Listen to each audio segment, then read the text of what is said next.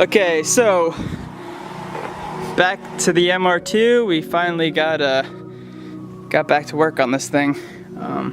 We didn't replace, ended up not replacing the master cylinder, clutch master cylinder.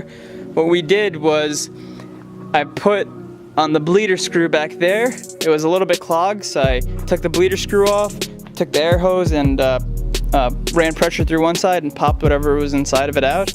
So cleaned out the port, stuck that back in, grabbed this pump right here, and the suction side of the pump, I put a hose on the bleeder screw and ran into the suction side of the pump and started pumping. And every time I did a couple of pumps, I went over and checked the reservoir to make sure it was still full. And it started getting more and more drawn down. So I added some more, went and pumped some more, got drawn down, added some more, pumped some more, and finally I started seeing fluid come out of that end. So I closed off the bleeder. I got some of the dirty fluid out too, which is good. So this is all the dirty fluid. So now we have clean fluid going all the way through, and did another couple of pumps, topped it off, closed it, and now the clutch feels perfect. So it's easy as that. Just hook up a line and suck the fluid out basically through your master cylinder. Worked for me. You can do it however you like, but that seemed to be the easiest way for us to do it. Next, we're gonna drain the transmission fluid out. I got MT90 because everybody says this is good stuff, so I'm gonna go ahead and fill that in, and we're gonna put a new alternator belt because the one on it is shredding up and basically falling apart. So yep, that's the next step. Okay, so added the transmission fluid, MT90, red line, and I added 2.5 quarts like it said. You got to make sure the car is level when you're draining it out and adding more, which it was. The alternator belt ended up being a super pain in the ass because for the alternator belt, what I had to do was I tried to get the alternator out or loose, and the top bolt is connected to is bolted into a little bracket that is, if I move this out of the way, if I move that out of the way, you can see there's well, it's hard to see from here, but anyway, see where that hole is right there for the alternator? The bracket from this thing, there's a bracket in the end of this that hooks on to that bolts through this, so you can increase and decrease the tension on the belt. So I tried to get this bolt out and it broke off in the alternator. So now, so basically what I had to do was try to get the alternator out, but there's, as you can see, there's literally no room to try to get the stupid alternator out of there. There's nowhere to get it out, so I basically took it off, held it with that bolt that was seized in there, that was broken off, and I kept drilling through the head till it eventually drilled the bolt right through it basically screwed it all the way through the other side, and it came out. And now I put the alternator back on. It was a huge headache. I didn't record any of it because it's very frustrating, but I got that bolt out. So when you're working on cars this old, you're gonna have issues with bolts breaking off. It's just how it is. No matter how much anti-seize you use, sometimes it just breaks. Anyway, so, and I didn't want to add any heat to the alternator, it might damage it. So one thing I kind of half-ass just disconnected the alternator knowing that the battery's connected, and it was a very stupid move. It sparked up a little bit when I pulled the alternator out. I highly recommend, if you're ever doing any alternator work, any electrical work in general, or even removing a plug, just disconnect the battery, be safe. You don't want to short out. It's not even about safety. That's part of it, but if you short out any of these ECUs or controllers or anything, especially on newer cars, you're going to be screwed. It's going to be very expensive, so just be cautious. It doesn't take that much extra time. You just disconnect the battery. Anyway, the belt, I'll show you what happened to the old belt, what it looks like.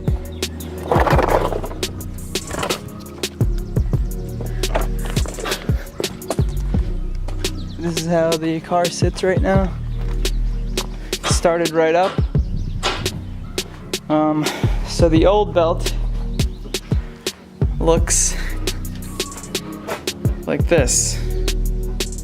Torn to shit. So that's completely shot. As you can see. Very, very rough shape. So we're basically gonna replace that with a brand new belt.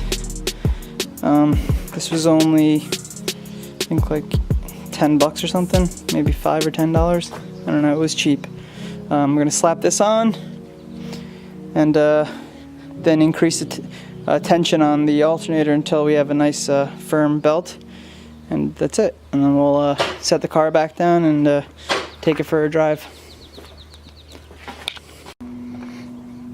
Okay, so I was able to move this out of the way. It's just, I think it's the, actually I'm not really sure what the hell it is. Maybe the cruise control or something. Anyway, it allowed me to access the alternator pulley here. So this is the way this works. That long screw right there, that long screw screws into that part down there, which bolts, which is a little bracket that bolts into the alternator there. See the newer looking bolt? That's replacing the stripped one that the broken one that I broke. So that bolts through the alternator, and then there's a slit cut into this bracket. There's a slit cut into it that lets that bolt slide back and forth, and the tension's applied by tightening and loosening that screw. The problem is when you put a brand new belt on, it's too the bolt is too short to actually get a good bite, so it becomes kind of hard to do. So I had to basically loosen those bolts and loosen this bracket and bend and screw that in first, and redo these bolts. It was just a pain in the ass. That's how these things go sometimes. And down below there's just one bolt underneath the alternator, that on the bottom side of the alternator is one bolt that goes through and bolts at the bottom side. And the belt is literally right there. You can see it. You can see the belt going down to the drive wheel. Yeah, so now that we got the alternator all bolted up, we're gonna rip this engine out and slap in a 2J. No, I'm just kidding. That would be pretty sweet, but I don't think a 2J will fit in this. So yeah, anyway, I'm either thinking a K24 swap or going with the turbo MR2 turbo engine, and basically getting just a rear clip and just transferring over all the components. Might be the best way to do it, but because you can also get like the rear axles and stuff, and the rear hubs and pretty much everything. Cost effective. It would be very cost effective to do it that way, but I don't know. See how things go.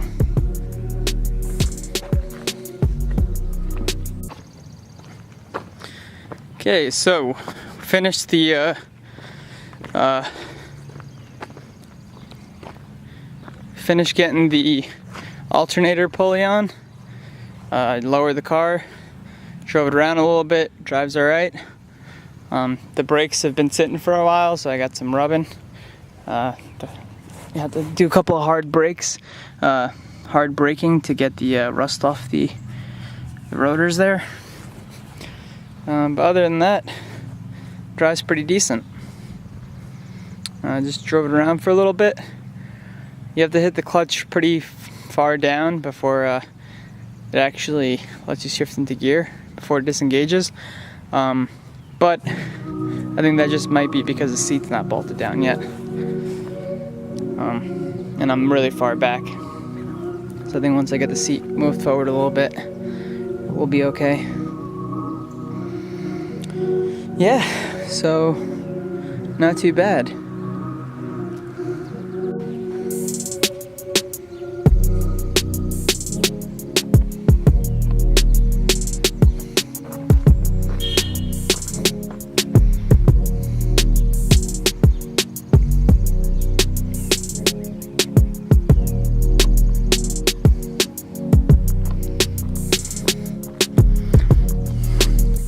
You know, when you see all these MR2 videos, you kind of get desensitized to how nice the car really is. But in real life, it's a pretty nice looking car.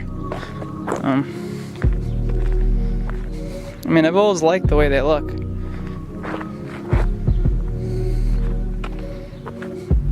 Still need to finish the center, putting the plastic crap back in and get it inspected so I can start driving it some more. And then I'll keep doing upgrades and things to it. But I just want to get it on the road first. I have it insured for a year from Haggerty for like $400, so not too bad.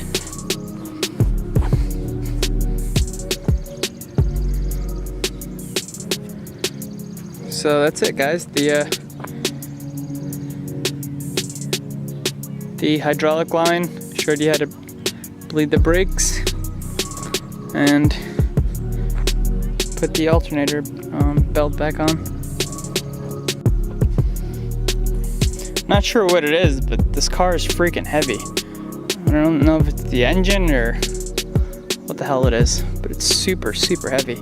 We could like barely move it. Anthony was able to move his car into the garage with the V8 in it, and we couldn't even move this like 3 inches.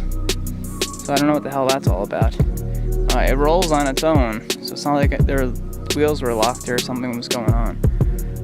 Just really heavy car.